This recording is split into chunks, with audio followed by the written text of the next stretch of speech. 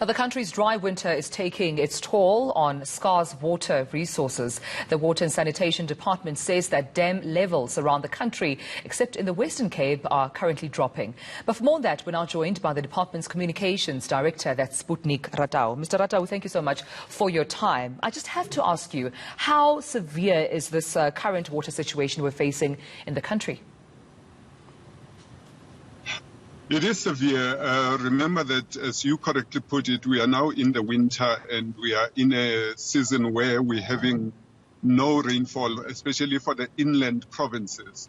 And therefore, that implies that the water levels in our dams from the end of April have begun to go down.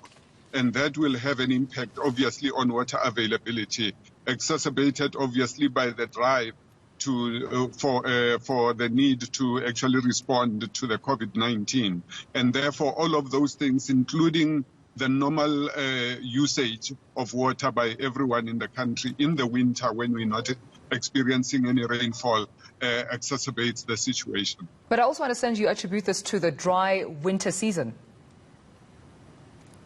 Yes, the dry winter season implies that the larger part of the country, besides the Western Cape and the southern part of the Northern Cape, would not necessarily experience rainfall.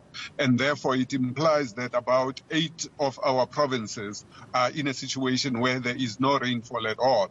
And therefore, that implies that water usage will have an impact on water availability because our resources will be stretched at that time.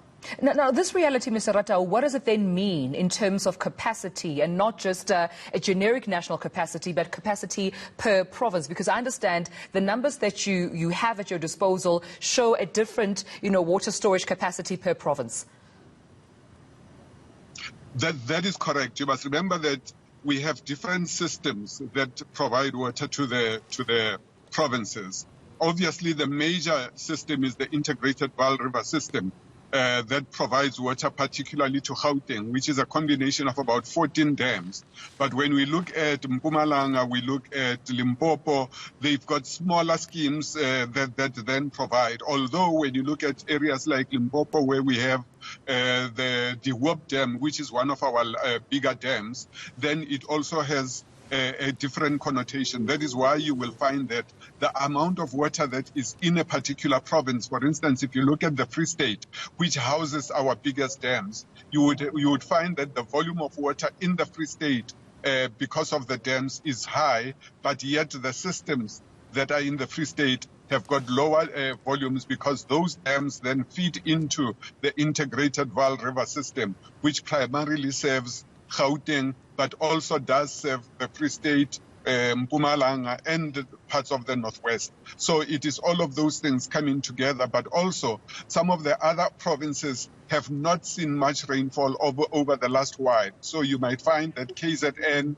Limpopo, Northwest, right, and the Eastern Cape, as we know it, are the ones that are primarily running into deeper trouble so far as water availability is concerned. So bearing those statistics in mind, I know that the department has called for heightened water-saving measures. And earlier on, you did mention the challenges that are currently posed by the country as well as the world when it comes to, COVID-19. There's the messaging around continuously washing your hands and doing so for at least 20 seconds with water and soap. So then how do we heighten water-saving measures under these circumstances? It is a very tight balancing act that we have to get into, primarily because we cannot avoid the fact that part of the major ways of averting COVID-19 is by the simple use of soap and water. But we must also be very conscious that we have to save water, and therefore it is imperative that where there is availability of water, conservative use is made, and where there is even a difficulty, especially with so far as reticulation is concerned and so on, then we need to bring in augmentation that can be able to make sure that even though there are difficulties of other infrastructure, but people are still able to access this very necessary resource. Right. Mr. Ratau, at this time, before I let you go, has the department, or rather is the department at liberty to share any interim, water relief plans or even strategies, especially for those affected provinces? Yes, we do have what we call the reconciliation studies that inform how we need to respond to different scenarios in the different provinces. This we do on an ongoing basis, because unless we do that, we will not be able to forecast what kind of needs might be coming down the line. And that is why, as part of us putting together the National Water and Sanitation Master Plan, we had to take into consideration all the needs around the country per province, because those per province are actually informed by the district and local municipality needs and requirements that then come into the bigger picture. All right, thank you so much for your time. That was the Communications Director for the Department of Water and Sanitation, Mr. Sputnik Radau.